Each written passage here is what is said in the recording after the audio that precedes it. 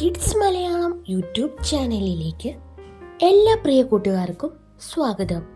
ഇന്ന് നമ്മൾ പരിചയപ്പെടാൻ പോകുന്നത് കുമാരനാശാൻ്റെ ജീവചരിത്ര കുറിപ്പാണ്. അപ്പോൾ എല്ലാവർക്കും ഇത് ഉപകാരപ്പെടുമെന്ന് വിശ്വസിക്കുന്നു. നിങ്ങൾ ഈ ചാനൽ ആദ്യമായിട്ടാണ് കാണുന്നതെങ്കിൽ സബ്സ്ക്രൈബ് ചെയ്ത് സപ്പോർട്ട് ചെയ്യുമല്ലോ അല്ലേ. പുത്തൻകടവത്ത് നാരായണൻ്റെയും കൊച്ചുപെണ്ണ് എന്ന കാളിയമ്മയുടെയും രണ്ടാമത്തെ മകനായി 1873 ഏപ്രിൽ 12 തിരുവനന്തപുരത്തെ കായിക്കരയിൽ തൊമ്മൻവിളാകം കുടുംബത്തിലാണ് കുമാരനാശാന്റെ ജനനം. നെടുങ്കണ്ടയിലെ കുടിപ്പള്ളിക്കൂടത്തിൽ നിന്ന് വിദ്യാഭ്യാസം ആരംഭിച്ചു. മഹാകാവ്യം എഴുതാതെ മഹാകവിയായ കുമാരനാശാൻ തൻ്റെ കാവ്യങ്ങളെ മഹത്തായ ആശയങ്ങൾ കൊണ്ട് സമ്പന്നമാക്കി. 8 വയസ്സായപ്പോൾ സംസ്കൃത പഠനവും ആരംഭിച്ചു. ഇതിനിടയിൽ കുമാരുവിൻ്റെ അച്ഛൻ്റെയും മറ്റും പ്രയത്നത്താൽ അവിടെ ഒരു പ്രൈമറി സ്കൂൾ സ്ഥാപിച്ചു. ചക്കൻ വിളാകം പ്രൈമറി സ്കൂൾ, കോയിൽത്തോട്ടം സ്കൂളും എന്നും അറിയപ്പെട്ടിരുന്നു. ഇപ്പോൾ അത് Asan memorial government LP school Kayikkara എന്ന് പുനർനാമകരണം ചെയ്തു. പഠനത്തിന് ശേഷം സ്വന്തം സ്കൂളിൽ അധ്യാപകനായി കുറച്ചുകാലം ജോലി നോക്കിയെങ്കിലും അത്ര ചെറു പ്രായത്തിലുള്ളവരെ അധ്യാപകരായി നിയമിക്കാൻ വകുപ്പില്ലായിരുന്നതിനാൽ ആ ജോലി കുമാരന് നഷ്ടപ്പെട്ടു. അതിനുശേഷം അദ്ദേഹം ഒരു കടയിൽ കണക്കെഴുത്ത് ജോലിക്ക് കയറി. അതിനോടൊപ്പം ചില സ്നേഹിതന്മാരോട് കൂടി ചേർന്ന് ഇംഗ്ലീഷ് പഠിക്കുവാനും തുടങ്ങി. കണക്കെഴുത്ത് ജോലിയിൽ ഏർപ്പെട്ടിരുന്ന കാലത്ത് തന്നെ കുമാരനാശാൻ കവിതകൾ എഴുതിയിരുന്നു. സുജനാ നന്ദിനി എന്ന മാസികയിൽ കുമാരന്റെ രചനകൾ കുമാരു, എൻ കുമാരൻ, കായിക്കര എൻ കുമാരൻ എന്നീ പേരുകളിലൊക്കെ പ്രസിദ്ധീകരിക്കപ്പെട്ടു തുടങ്ങി. പിന്നീട് മണമ്പൂർ ഗോവിന്ദനാശാൻ എന്ന പ്രമുഖ പണ്ഡിതന്റെ വിജ്ഞാന സന്ധായിനി എന്ന പാഠശാലയിൽ കുമാരനാശാൻ ചേർന്നു പഠിച്ചു. ഈ കാലഘട്ടത്തിലാണ് ശ്രീനാരായണ ഗുരുവുമായി പരിചയപ്പെട്ടതും അദ്ദേഹത്തിന്റെ ശിഷ്യനാകുന്നതും.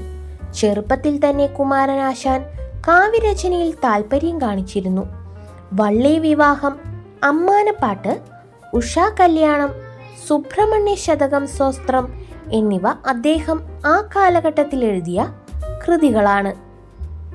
ശ്രീനാരായണ ഗുരുവുമായുള്ള കണ്ടുമുട്ടൽ അദ്ദേഹത്തിന്റെ ജീവിതത്തിലെ പ്രധാന വഴിത്തിരിവായിരുന്നു.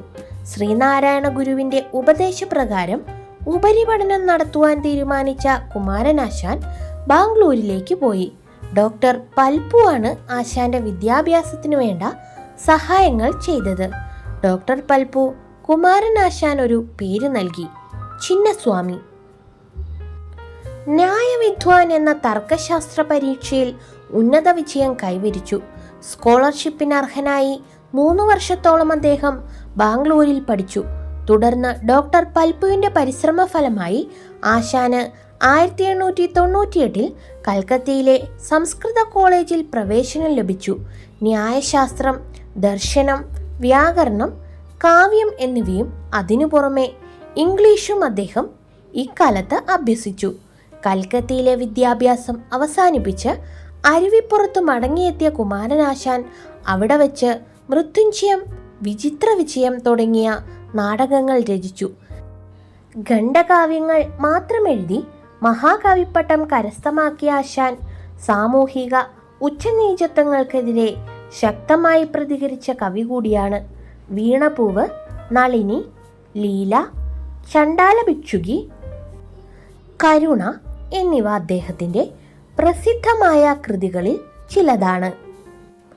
കേരള സമൂഹത്തിൻ്റെ നീണ്ടകാലത്തെ വികാസ ചരിത്രമാണ് കുമാരനാശാന്റെ മുഖപ്രസംഗങ്ങളിൽ പ്രതിഫലിക്കുന്നത്.